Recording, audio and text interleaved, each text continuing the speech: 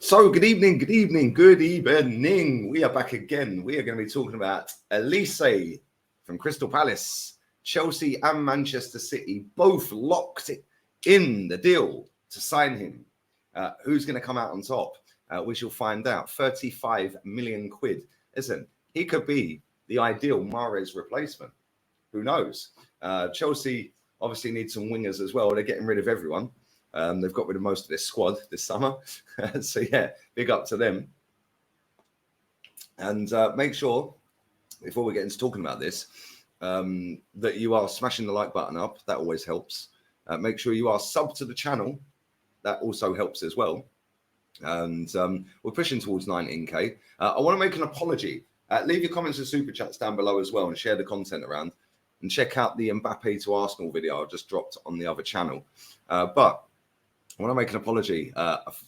I forgot to press send. I actually thought I did it. I recorded a video yesterday, and I actually thought before I went out, I pressed publish on the video. I don't know why it didn't go out, but I then quickly realised when I was walking down to my pals, I was like, oh, I put it on unlisted, which means it's not going out publicly. And I couldn't do it off of my phone. So, yeah, that's why you got no video yesterday. And I didn't get back in until super late, by which time, pointless putting it out, would have lost all the traction on it. So it is what it is. But, yeah, apologies for that yesterday, people. But I am back again today. If you haven't checked out any of the videos on the other channel, go and check them out as well. Yeah, it is what it is. But listen, Michael Olise, 35 mil. I think that's not a bad deal. Playing in a Crystal Palace team that was struggling with relegation for the most part, ended up getting Roy Hodgson back and did all right in the end. And listen, he's always been, since he's broke into the team, one of their better players. The way he glides past players, he scores some goals here and there. I think he's got a lot of potential. 35 million in this market is not a lot of money. Let's be real with it. Jordan Henderson's just gone for 12 million. He's a pensioner. So 35 million for a young up-and-coming player, I think that's kind of decent business. But who's going to get him now? And Chelsea and Man City are the only two that are in for him. Where do you go? What do you do if you're him? Because you're probably looking at it thinking, right, I've got more chance of playing at Chelsea than I have Man City. But Man City will win pretty much everything again. Chelsea, new manager, on trying to get back on the right track. Man City just coming off the back of winning a treble. It's a bit of a difficult one if you're a youngster because you want to play every week, but you also want to win trophies as well. So he's in a bit of a predicament. Me personally, I'd be going City because you're going around better players. You're going to have a better manager. You're at a better run football club and you're going to get paid about the same anyway. So it's irrelevant. Yes, you might not play as many games, but I do think that the learning curve that you'll have under working with Pep, and having all them top players around you, I think you would learn a lot more than if you go to Chelsea. Now, Chelsea fans, don't get on me, right? But I do genuinely think that he should go City. Yeah, and listen, it's always a mad one when there's two clubs out of nowhere that just go, bosh, we want him. And it's two clubs that have got the money to outbid each other constantly. And listen, Man City won't get into a bidding war. Chelsea can do what they want. They'll blow everyone out the water with the money they can afford to spend on everyone. Man City are a little bit smarter with their dough. But listen, for me, I think he's worth 35 mil. He ain't going to cost a stupid amount in wages. Yeah, he's on an upward trajectory. And I think that learning under Pep is the way forward. Like, that guy's a genius. He's one of the greatest managers you'll ever see in your life. Yeah, and you've got Erling Haaland in the team, so you're always going to be able to bag digits like for assists and stuff like that. So for me, I'd be going there. But listen, it wouldn't surprise me one bit if he ends up going to Chelsea. Like I've said, he will get more game time at Chelsea. And he is still young. So he could then potentially end up going to a City later down the road. So I don't know. This is going to continue on for quite a bit because I don't think this deal is going to get done anytime soon. He played in the Euro under-21s, which obviously England won. He was part of that. He's only played 2 matches, but he scored 1 goal.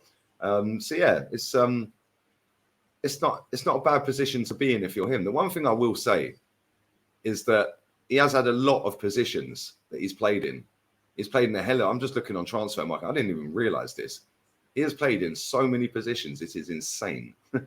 He's literally played in his career right wing, right mid, left wing, second striker, attacking mid, and the CM.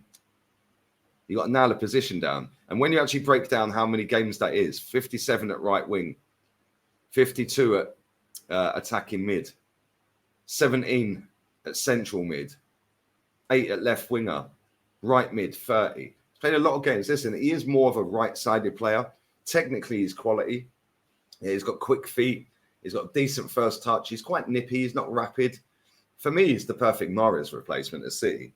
Yeah, you can nurture him and build him. He's nowhere near as good as Mahrez, by the way, and he never will be. Yeah, Mahrez is one of the greatest footballers I've ever seen.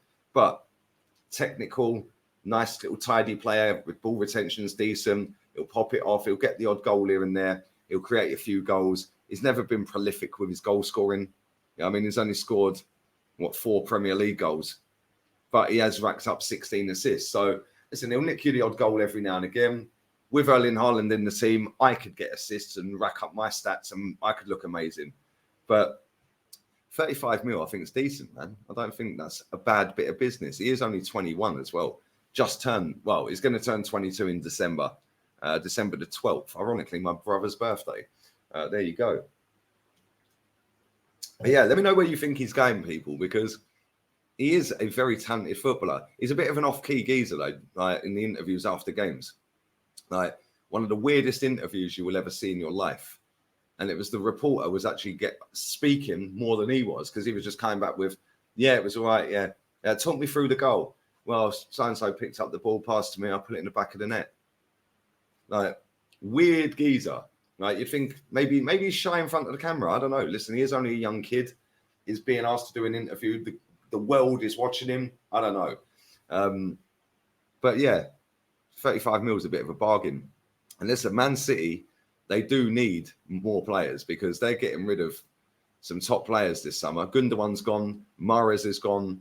You know, there's talk Bernardo Silva could be going. Kyle Walker still could be going as well. They need some more players. Listen, I still think they'll win the league even if they don't sign any more players and they get rid of all of them. Cancelo's another one. You know, Cancelo for 35 mil kind of pays for Olise. But I do think that they need players just to challenge on all fronts because there's going to be pressure on them. Just won the league, just won the Champions League, just won the FA Cup. There's pressure on them to go out there again and try and retain all of them trophies and maybe, just maybe, even go one step further. So Man City have got to hit the ground running. There's pressure on them. I don't think there's so much pressure on Chelsea. You know, maybe he'll look at that and say, well, look, I have to deliver now at City. When I get my chance, I have to deliver. Whereas at Chelsea, I don't think that necessarily is the case. There's no expectation for Chelsea this season, or not as much based off of their 12th place finish last season. So he's got a tough decision to make. But when you've got two massive football clubs coming in for you that are both vying for your services and both got the money to pay for it and both got the chance of winning stuff, because Chelsea will always have a chance of winning trophies. Yeah, even if they finished 12th. Last time they finished that low down, they went on to win the league under Antonio Conte. I'm not saying they're going to win it, but they do have a chance to win something. And I think that should be the aim for Chelsea this season. Try and get back in Champions League, win a trophy. Anything else than that, anything other than that, should be deemed as failure at Chelsea. But at Man City, you have to win everything and you have to do it in style. So he's under pressure if he comes into City that he has to hit the ground running. And people go, oh, but Jack Grealish never had all of that and it took Jack a year. I understand all of that, but there's still massive pressure at Man City to win every trophy.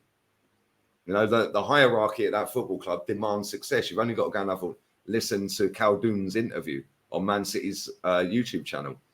He blatantly said, we want to be the best in every single field from top to bottom in our football club. Best directors, best executives, best women's team, best kids team, best adult team for the men's.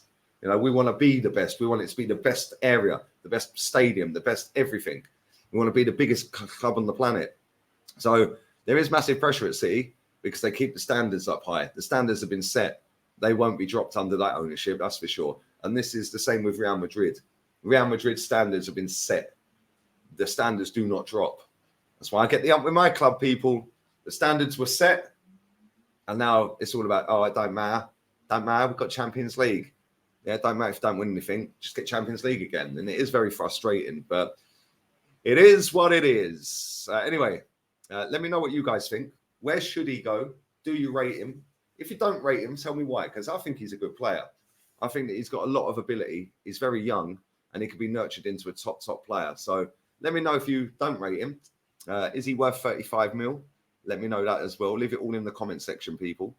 Make sure you are sticking a thumbs up on the video. Sub to the channel.